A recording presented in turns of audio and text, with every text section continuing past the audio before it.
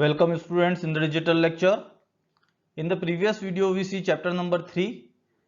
I hope you all completed your copy till chapter number 3. Now today we see chapter number 4, Dream Children, a Reverie by Charles Lamb. Students, this chapter is very typical to understand, so listen it very carefully. So first of all, see introduction of Dream Children, a Reverie. Dream Children, a Reverie is an outburst of flow of imagination of Charles Lamb.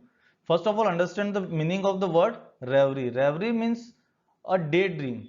Actually, this whole chapter is just a dream. He explains his dreams in this chapter. What he wants in his life. Actually, everything is denied in his life, so he want to be happy by just imagine those things. So he wrote this essay when he was nearing 50. ही जब उन्होंने ये chapter लिखा था तब उनकी as something around 50 years थी. His life was not at all happy. उनकी जो लाइफ थी वो जो दुखों से भरी हुई थी, वो अपनी लाइफ में बहुत ज़्यादा खुश नहीं थे. He wanted a family and children but they were denied to him in his actual life. वो चाहते थे कि उनकी एक फैमिली हो, चिल्ड्रंस हो, बट एक्चुअल लाइफ में वो कुछ भी उनके पास नहीं था. The essay makes us aware of his deepening touchiness in his life. Actually ये जो essay है ये हमको बताता है कि उनकी लाइफ में कितना ज़्यादा पेन था, कितने ज़्यादा इमोशंस थे. वो चीज़ हमको इस लेसन के अंदर पता चलेगी. So let's start with the story. Reverie means a state of being pleasant lost in one's thought, a daydream. जैसा कि आपको बताया था, रेवरी का मतलब होता है एक ऐसी सोच जिसके अंदर इंसान अपने आप को सोचकर कुछ चीज़ें खुश होता है जो उसके पास नहीं है. और इसको हम डे ड्रीम भी बोल सकते हैं, जिसको हम हिंदी में द्विस्वप्न बोलते हैं, जो ऐसे ड्रीम्स जो हम दिन में देखते हैं. Children love to listen to story of their elders as childrens because they get to imagine those elders that they themselves can not meet. अब यहाँ पर जो दो बच्चे हैं जिनका नाम एलिस और जॉन है, वो अपने एल्डर्स के बारे में कुछ जानना चाहते हैं, क्योंकि हर बच्चे को एक इंटरेस्ट होता है ये जानने में कि उनके एंसेस्टर कैसे थे जिनसे वो कभी मिले नहीं है, उनके बारे में वो जानना चाहते हैं. The duo pleaded with their father Lamb to narrate a story about his ancestors and his bygone days. Charles started telling them about their grandmother Mrs Field. तो यहाँ पर चार्ल्स लैम जो है सबसे पहले उनकी जो बच्चों की जो ग्रैंड मदर है मिसेस फील्ड, उनके बारे में उनको बताते हैं. Now Charles Lamb told his children about their grandmother Mrs. Field. Mrs. Field used to live in a rich and luxurious mansion in the country. He was a housekeeper. Mrs. Field जो एक बड़े से घर में, आलीशान घर में रहती थी, वो उस घर की हाउसकीपर थी. एक्चुअली वो घर उसका नहीं था, वो वहां पर सिर्फ हाउसकीपर थी. She was highly esteemed and loved by all who remembered her as a very good and religious woman. अब सबसे पहले मिसेस फील्ड के बारे में जानते हैं. वो बहुत रिलीजियस और एक अच्छी इंसान थी, रिलीजियस लेडी थी, और सभी जन उनको बहुत प्यार करते थे और उनका रिस्पेक्ट करते थे. The owner of the house lived in more fashionable house elsewhere, leaving Mrs Field as the sole guardian of the house. Mrs Field वहां काफी लंबे समय से रह रही थी. वो उस घर की मालकिन नहीं थी. वहां का जो मालिक था वो कहीं और रहता था और एक अच्छे घर में कहीं और रहता था. तो मिसेस फील्ड जो थी वहां की गार्जियन, एक प्रकार से गार्जियन थी उस घर की, बड़े से घर की, जहां पर वो चार्ल्स लैम और उनका एक भाई और था जिनका नाम क्या है, John Lamb. John Lamb actually जो था वो एक इमेजिनरी नेम जो चार्ल्स ने सोचा था. एक्चुअल नेम उनका था जेम्स लैम. तो Lamb also recall the memory of his dear elder brother John. John जो है चार्ल्स का बहुत ध्यान रखता था, क्योंकि चार्ल्स बचपन से ही पांव से अपाहिज थे. तो जॉन उनको अपने कंधे पर बिठाकर पूरे घर में घुमाता था. साथ में जॉन जो है बहुत ज्यादा घर का ध्यान रखता था. सारे छोटे बड़े काम, गार्डन की देखभाल, ये सब काम जॉन करता था. इसीलिए वो ग्रैंड मदर का सबसे फेवरेट सन था दोनों में. चार्ल्स लैम और जॉन लैम में ग्रैंड मदर जो है वो जॉन लैम को ज्यादा प्यार करती थी, क्योंकि वो घर का सारा काम करता था और काफी मेहनती था. After that grandmother was a religious lady, as I already told you. She was a good dancer in her young age. अपनी यंग एज के अंदर ग्रैंड मदर बहुत अच्छी एक डांसर थी. पीपल लव एंड रिस्पेक्ट हर.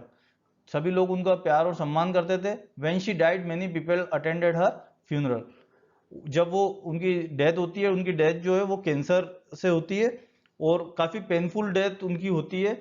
और उनका जो फ्यूनरल रहता है उसको काफी लोग अटेंड करते हैं, दूर दूर से लोग आते हैं उनके फ्यूनरल में, गरीब अमीर सभी प्रकार के दूर दूर से लोग उनके फ्यूनरल में आते हैं। After grandmother now children eager to know about their mother.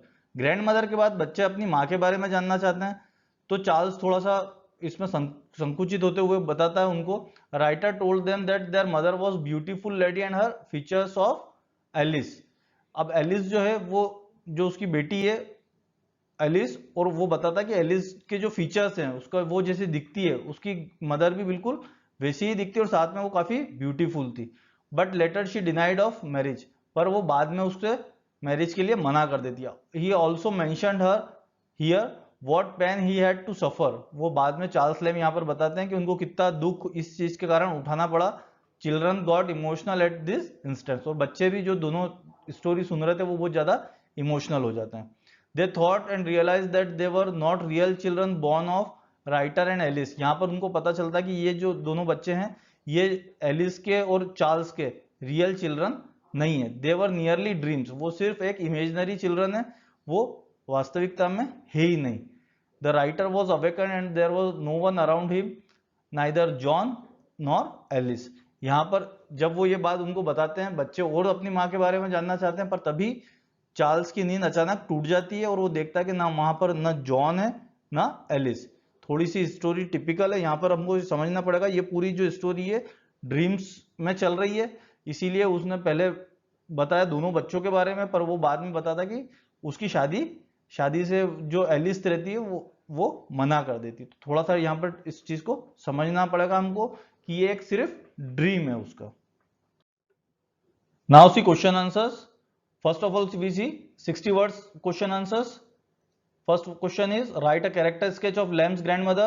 It is an important question. Lamb's grandmother means the grandmother of children, means Charles Lamb's mother. So let's see answer.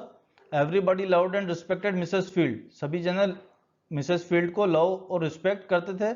She was a good and religious woman, वो एक अच्छी धार्मिक महिला थी और उनका nature काफी अच्छा था। She was a great dancer in her young age, अपनी यंग एज में वो बहुत अच्छी डांसर रही थी।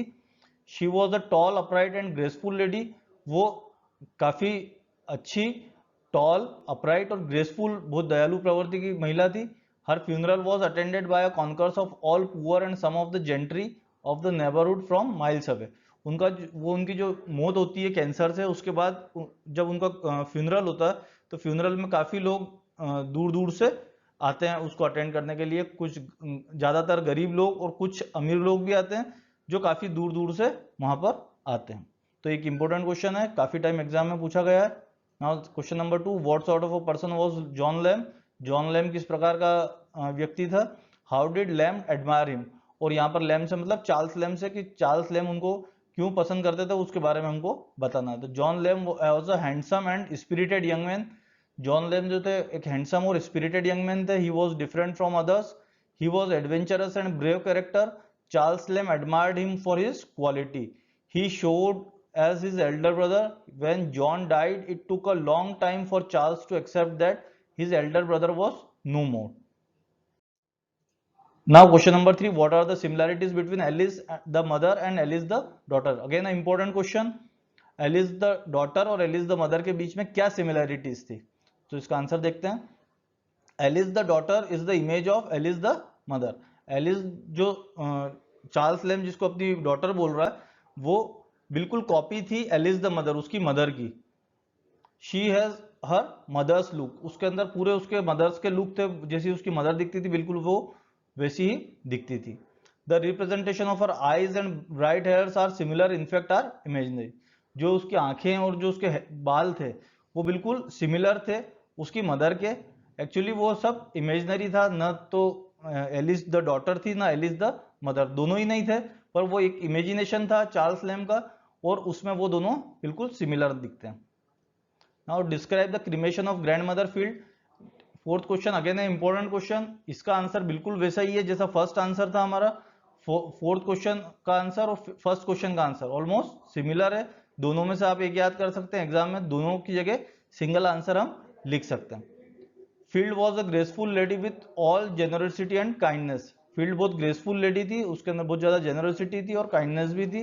She was loved and respected by all, उसको सभी जने प्यार और सम्मान करते थे। The funeral of grand mother was attended by the people of neighbourhood, मतलब उनका जो फ्यूनरल था उसको काफी आसपास के लोगों ने अटेंड किया था। The neighbourhood extended for many miles round, उनका जो फ्यूनरल था उसके अंदर काफी दूर दूर से लोग आए थे और वो जो नेबरहुड था उनका काफी लंबी दूरी तक फैला हुआ था। Almost all the poor come to pay their respect, ज्यादातर सभी गरीब लोग वहां पर अपना सम्मान देने के लिए आए थे। Some of the rich were also present there, और कुछ अमीर लोग भी आए थे। Next question is question number 5th, describe how Lamb used to move about in the garden of great house, वो किस प्रकार से वहां पर मूव करते थे। when young lamb lived in the great house, he preferred to be alone. He wandered by himself in the spacious and fashioned garden. He would not usually pluck the flowers. He would pick up the great berries from the specific kind of trees. He would lie about on the fresh grass. Next question is question number 6, who did the grandmother feel love the most among the Lamb brothers and why? Again an important question, दोनों भाइयों में lamb brothers में Charles lamb और John lamb में grand mother किसको ज्यादा प्यार करती थी और क्यों करती थी। तो देखते हैं answer. Grandmother Field love all her grandchildren but she loved John Lamb the most, grandchildren सभी अपने बच्चों को और ग्रैंड चिल्ड्रंस को और चिल्ड्रंस को बहुत लव करती थी, पर वो जॉन लैम को ज्यादा प्यार करती थी। It was because he was handsome and spirited young man, वो बहुत ज्यादा हैंडसम था और साथ में स्पिरिटेड था, हर चीज के लिए तैयार रहता था और बहुत ज्यादा आतुर था। He cared the great garden of the great house, वो उस बड़े से घर के गार्डन का बहुत अच्छे से ध्यान रखता था। He showed his courage by riding the most attractive horse, वो अपना करेज, वो बहुत करेजियस पर्सन था। ये हमको इस चीज से पता चलता था कि उस घर के जो घोड़े थे उसमें जो सबसे ज्यादा अट्रैक्टिव हॉर्स था वो बहुत ज्यादा उस पर डिफिकल्ट था राइड करना, और वो जॉन लैम उसी हॉर्स पर राइड करता था।